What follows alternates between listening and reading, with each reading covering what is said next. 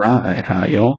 Today we're going to be going over these plane waves or EM waves, and yeah, so tomorrow's supposed to be going over this in class, but of course this is going to be an exam problem, I think. So yeah, it would probably be good to know this, but it's kind of like an introduction. This is also on the homework, so if you don't know how to do it, then you can of course follow along here, especially with the polarization and the handedness. Now, one thing that we do need to know when looking at these uh, magnetic and electric field vectors, we have to understand which way the wave is propagating. And in our case, it gets simple, in my opinion. This here tells you which way the wave is propagating. So in our case, we have a wave propagating in the positive x direction. Okay. And how do we know this? Well, we know this because it's e to the negative jkx. Now, it might be confusing. There's a negative sign, it should be negative x direction, but in reality, it's positive x direction. So, if it's actually e to the j k naught x, this would entail that the wave is propagating in the negative x direction. And this gets very important, especially on the third problem, because we have to know which way the electric field vector is propagating to know which way the magnetic field should be oriented. But let's get into this first problem. It asks to find the polarization, linear, circular, or elliptical, and handedness, left-handed or right-handed wave. Okay, so for polarization, the way I like to think about it is, let's first, when we're doing polarization, we should look at the magnitudes. We should be looking at A and B. Okay, so what is A and what is B? Well, for these questions, we need to evaluate the x value. So evaluate x is equal to 0. But why x? Why not y or z? Well, in our case, in this specific case, we are trying to get this value to be 0 or 1. Now, if it was e to the negative jkz, we would say at z is equal to 0. If it was e to the jk not y, we would say at y is equal to 0. This is just to get rid of that e value here. And we want to evaluate a and b. Well, a question might come up, what is a and what is b? Well, a is the complex number being multiplied to the first unit vector here, 1 minus j3. Well, then b has to be the complex number being multiplied to the second unit vector, 2 plus j. And that should, that part should be okay for y'all. The next part, though, what do we do? What do we need to do with these a and b's? Well, for polarization, we need to find the magnitude of a and the magnitude of b. So the magnitude of a is 1 squared plus 3 squared is root 10. Magnitude of b, square root of 2 squared plus 1 squared is square root 5. All right, so we know the magnitude of a does not equal the magnitude of b. So what does that tell us, though? This tells us this is not circular. So this is not circular polarization. So we can get rid of any sort of circular polarization part. But we need to know, is it linear or is it elliptical now? This is where we look at the phase, or sometimes they call this beta. So here, handedness, we need to look at beta. Well, what is beta? Beta is going to be your second phase angle minus your first phase angle. What are your phase angles? Again, we're looking at the phase of A and the phase of B. So we can think about this as a phase of B minus phase of A. The phase of B is the tangent inverse of what? 1 over 2. And the phase of A, so minus tangent inverse of -3/1.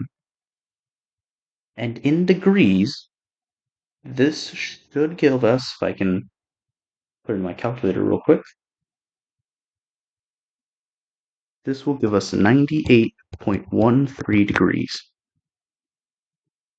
All right, but again, what did that tell us? We found a positive 98 degrees, but our beta value, and looking over here, this came from the formula sheet that he gives us for the exams. We understand, is it left-handed or right-handed? And you notice this already says elliptical, but why not linear? Well, linear only happens when beta is equal to pi or 0. And I'll pull up the notes here so we can see linear polarization right here, 0 or pi. So here, it says linear polarization, beta is equal to 0 or pi. So just like we said here, beta is equal to 0 or pi for linear. But it's not 0 or pi, it's 98.13. That's not 0 or pi, so it has to be elliptical. Now we have to figure out, is it left-handed or right-handed? Be very careful. You notice here it gives us a standard form. Notice again that the e to the negative jkz is telling us it's propagating. So propagating in the positive z direction. If it's propagating in the positive direction, this works. But if it's propagating in the negative, so if e to the jkz, then a and b flip. So a becomes negative pi less than beta less than 0 is left-handed elliptical polarization. And for b, you have 0 less than beta less than pi is right-handed elliptical polarization. This is very important. So for us, we have it in e to the negative jkx. And where is beta? Well, beta is equal to 98.13, which is less than pi. And it's in what quadrant? Well, this is 90, and this is about, so it's like right here somewhere. This entire thing is 98.13 degrees. So we're in the second quadrant, and that's left-handed elliptical polarization. So this is how you would do the problems on your homework. I think it's like 6 and 7 or 5 and 6 or something. This is how you would do it. So now part B, we want to find the axial ratio. Well, from the formula sheet, we're given that the axial ratio AR is equal to the absolute value cotangent of this weird like epsilon value with like this tail thing. And we notice there's another equation that it gives us. It also gives us that sine of 2 of this weird epsilon value is equal to sine 2 of gamma and sine of beta. Well, we know what beta is. Beta is up here. But what is gamma? Well, this y value, what is gamma? Well, gamma, we can find it based off of the equation, the tangent inverse of b over a. Now we have b into a, we take the negative or the tangent inverse of 2 plus j over 1 minus j3. And from this, we get 0.701, and we already know the phase angle. The phase angle is 98.13, or beta. All right, and interestingly enough, when we do this equation, when we find what gamma is, oh, wait, sorry, this isn't exactly this. So 2 plus j over 1 minus j3 is what this is. Now to find gamma, we take the tangent inverse of this. Interestingly enough, we only take the tangent inverse of the magnitude. We do not take the tangent inverse of the phase. So what this will give us is tangent inverse of 0.701. 0701. I think I'm saying that wrong. 7071. There you go.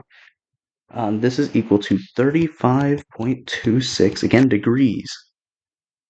All right, now we need to find what that E value is. To find this E value, this is equal to the sine inverse of sine 2 gamma sine of beta closed divided by 2. So plug in our values, sine inverse, sine of 2 times 35.26 degrees, sine of 98.13 degrees, all over 2. And what this gives us is this E value is going to be 34.476 degrees. Now, we're not done yet. We need to find the axial ratio value. AR is equal to the absolute value of cotangent of 34.476 degrees. And this will be equal to 1.456 unitless. All right, but we have a left-handed elliptical polarization, and there's an equation on the formula sheet that says that this weird epsilon value is greater than 0 when left-handed elliptical polarization. But what if we solve and we get something less than 0? Then either you did something wrong in calculating your left-handed elliptical polarization, or you calculated something wrong solving for E. So just be careful, because this should always be true.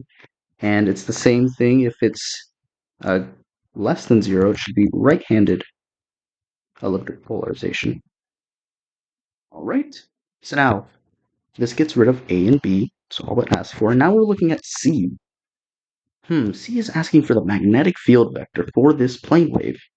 Well, we're looking for the magnetic field vector. Well, we know in free space, we don't have, like, down the transmission line, we don't have this resistance, or maybe we don't think about it as resistance, but we have this thing called the intrinsic impedance, which is given by eta naught, and this should be equal to the square root of mu naught over epsilon naught. I believe it's like 376 ohms, something of this value.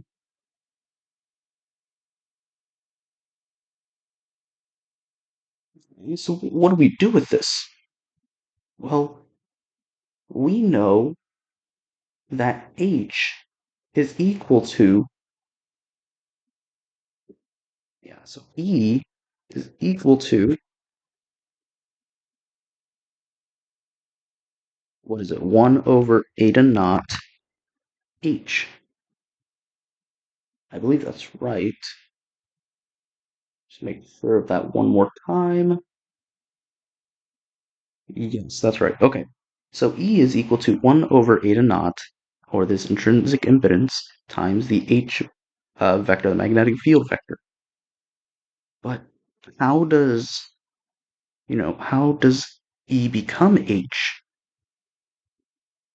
Well, we have to know which way the wave is propagating, and we have to know I guess we have to know the polarization, mostly which way the wave is propagating. We know because it's e to the negative j k naught x, this is propagating in the positive x direction. And if it's propagating in the positive x direction, to go from E to H, we have to turn E, or rotate E, 90 degrees counterclockwise. Okay, but what if it was e to the jk, not x, where it's propagating in the negative x direction? So to go from e to h, you rotate e 90 degrees clockwise. So knowing the direction, the wave propagation direction is very, very important. And so now, coming down here, I'm going to rewrite our electric field vector. This is equal to 1 minus j3 y hat plus 2 plus j z hat. Okay, so here I plotted out, or I got on a website and just plotted out a general form of this electric field vector. So we have 1 minus j3 y hat and 2 plus j z hat. Okay, so this isn't perfect. This is obviously not going to be perfect, but we know there's a y hat and there's a z hat. So what we're going to say is positive z is this way and positive y is this way. We are looking from the negative x kind of area. So imagine you're an antenna. You're propagating this wave here. You're propagating this wave out into the positive x direction. Positive x is into the screen. Negative x is coming out of the screen towards you. So if you're an antenna, you're propagating this wave into the positive x direction. Which way should the h vector go? Well, since to go from E to H, and you're propagating in the positive x direction, you should rotate E 90 degrees counterclockwise, which is this way. So your positive y hat becomes what? It becomes your new z hat. So y in E becomes your z hat for H. What about your old z hat?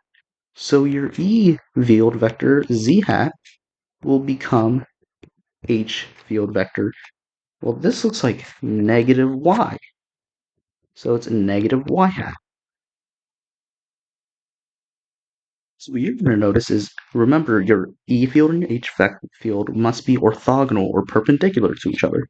So you're going to have something like this as your H vector.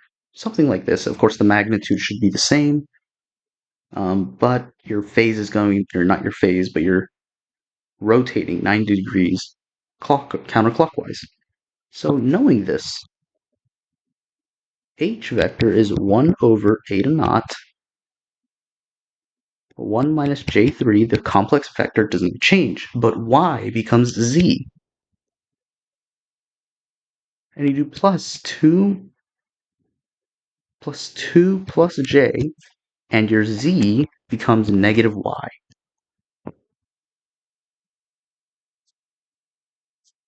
And there you go. So h, let me rewrite the whole thing, 1 over eta naught 1 minus j3 z hat plus 2 plus j negative y hat. You can also move the negative out to the front, so you could have something like this instead. Maybe look a little neater. You could have y hat here, and you could have the negative out front here. All right, and which way is the wave propagating? Well, it has to be the same way. There's no way that your wave is propagating in a different direction. So there you go. You have your magnetic field vector. So there you go. This is your magnetic field vector given your electric field vector. This is how you would solve this exam problem. All right, so hopefully this helped y'all. If you have any questions, leave it in the comments or just let me know, and I'll try and get back to you. All right, thank you.